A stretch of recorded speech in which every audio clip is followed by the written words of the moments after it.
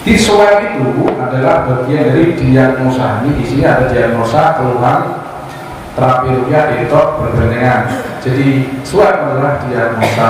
Nanti setelah diagnosa tak cukup keluhannya apa? Kalau di depan berarti ada yang bisa.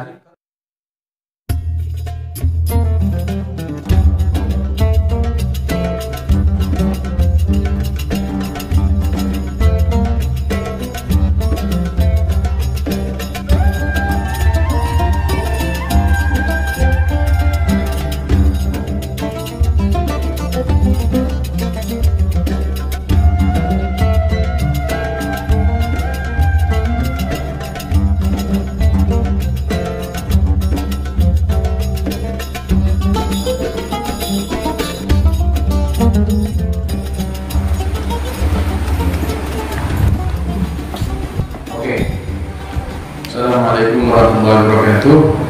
Jadi untuk memahami sihir kita harus tahu cara menyihir dan beberapa istilah dalam sihir. Ini contohnya. Ini kasus sihir ini ya, menyihir kasus sihir dari Nabi ke sini. Kelihatan enggak? Oke. Jadi yang dalam kasus sihir itu harus tahu korban sihir. Ini adalah kisah Nabi dengan sihir. Yang kedua, peminta. Bisa jadi peminta antara peminta sihir dan penyihir sama. Artinya kadang jikunnya langsung menyerang si korban, kadang juga melalui ini namanya maklar. Maklar. Nah, kemudian yang kita bahas adalah media buhul sihir. Dan kedua adalah lokasi buhul sihir. Maka kita harus menemukan lokasi buhul sihirnya. Jadi 5 ini adalah cara mendiagnosa dari kisah Nabi dengan sihir. Maka perhatikan, kita harus menemukan yang paling fokus adalah lokasi buhul. Maka dalam Dijera itu macam-macam caranya, dari awal berdiri Dijera sampai sekarang. Dan sekarang kita temukan namanya swab, gangguan gaib. Dan perlu diketahui, swab itu bukan metode rukyah. Nah, ini yang salah pahami. Ini kalau nggak usah swab, metode rukyah apa ini? Nah, satu, bukan metode rukyah. Dua, swab adalah bukan meraga soma. Mana tadi? Satu, dua, bukan meraga soma. Karena meraga soma itu harus memerlukan keluar cakra, somanya keluar cakra dan seterusnya. Dari 100 orang itu yang meraga soma yang bisa belum tentu satu orang belum tentu bisa. Tapi kalau swab gangguan gaib ini murni hanya minta ke Allah. Kenapa lokasi rumahnya yang di ini? Karena medianya lokasinya di rumah, maka kita nyari di rumah. Jadi bukan meraga soma. Ini kalau ada yang ngomong meraga soma atau projection, maka dia tidak paham konsep meraga soma.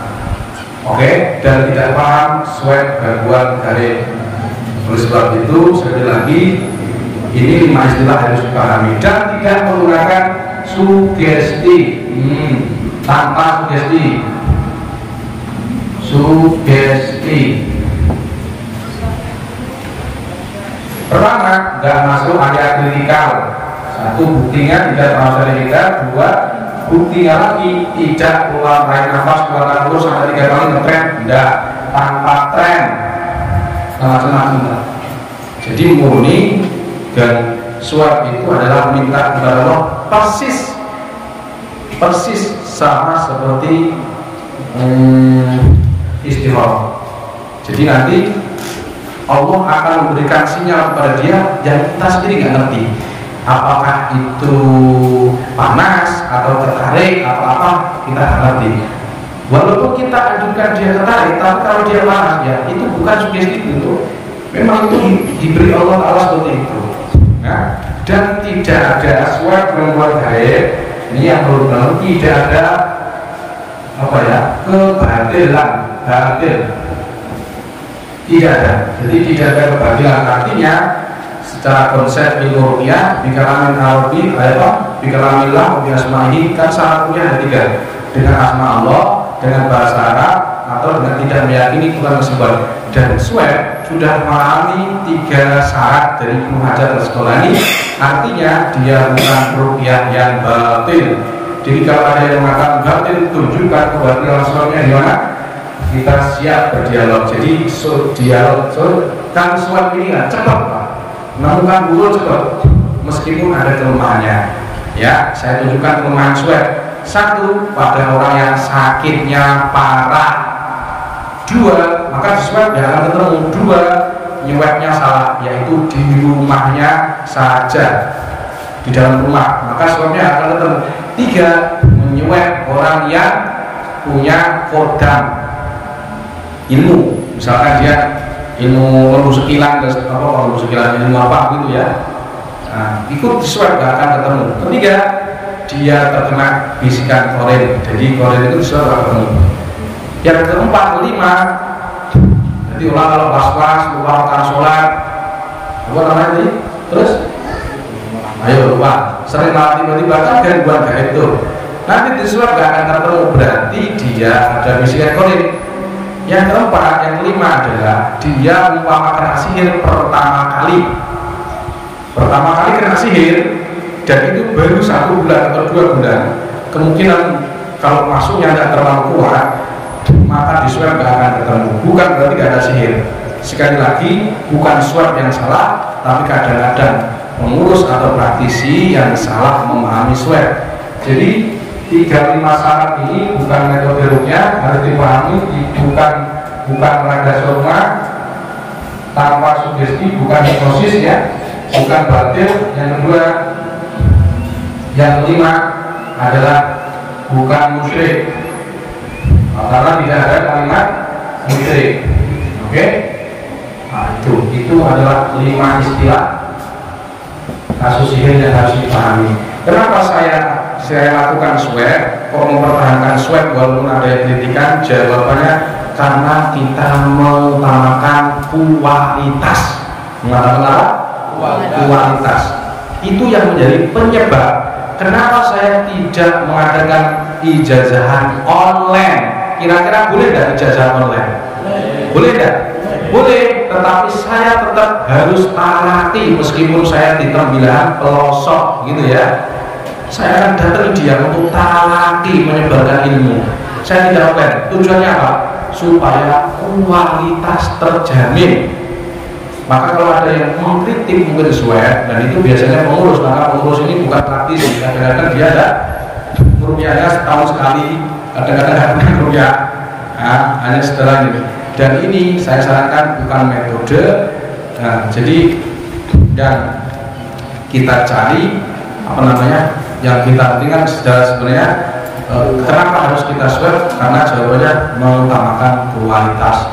Tapi secara gerakan dakwah tetap yang utama adalah yang disampaikan Nabi yang sunnah. Jadi cuma sekalian ngomongnya berat, baca Bismillah, Bismillah, Bismillah, a'udzu bi'izzatillahi wa qudratihi min syarri ma ajidu wa qadir. Itu metode, tapi swab bukan metode, tapi diagnosa.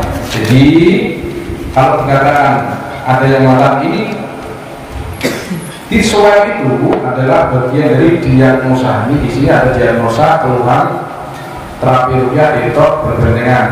Jadi swab adalah diagnosa. Nanti setelah diagnosa cukup keluarnya apa? Kalau di depan berarti ada yang di sana ketempelan. Jadi ya di sini kan kalau dia sakitnya di depan biasanya ada sinusitis, apa dari gigi, ada sesak berarti ketempelan. Tapi kalau belakang punggung berat, kaki kram biasanya. Nah, jadi disinkronkan baru di ruqyah. Ini yang saya maksud, jangan kok aduh kita metode-nya DI kok ribet banget ya, saya metode-nya yang konvensional aja, jadi simaki saja. Nah ini namanya tidak berkualitas, begitu maksud saya. Masa gak ada detoknya? Di sini ada detok, herbalnya apa, terus kemudian proses apa baru perbentengan, begitu ya. Oke, saya kira itu yang harus dipahami. Mudah-mudahan ilmunya tambah bermanfaat kepada umat Rasulullah SAW. Dengan ruqyah ini menyehatkan dalam konteks kita membantu program pemerintah menyehatkan masyarakat Indonesia dengan mengedepan 3 pilar, yaitu ilmiah, alamiah, ilahiyah. Jadi swab itu sama sekali saya tidak mewajibkan secara kuat, tetapi kalau kamu pengen berkualitas ruqyahmu maka lakukan swab. Kalau berkualitas ya, kalau pengen seperti yang biasa-biasa seperti ini bunga nggak berkualitas, itu ya silahkan. Tapi kalau menurut saya sarankan apa? Swab untuk mendeteksi diagnosa kasus ini medis atau non medis, gitu ya.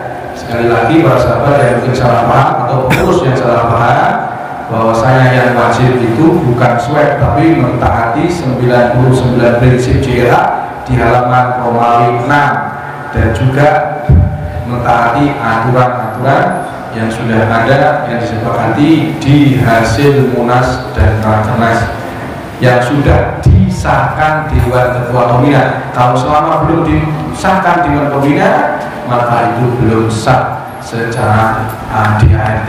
Subhanallahumma bihamdika, asyhadu an la ilaha illa anta, astaghfiruka wa atubu ilaik. Assalamualaikum warahmatullahi wabarakatuh.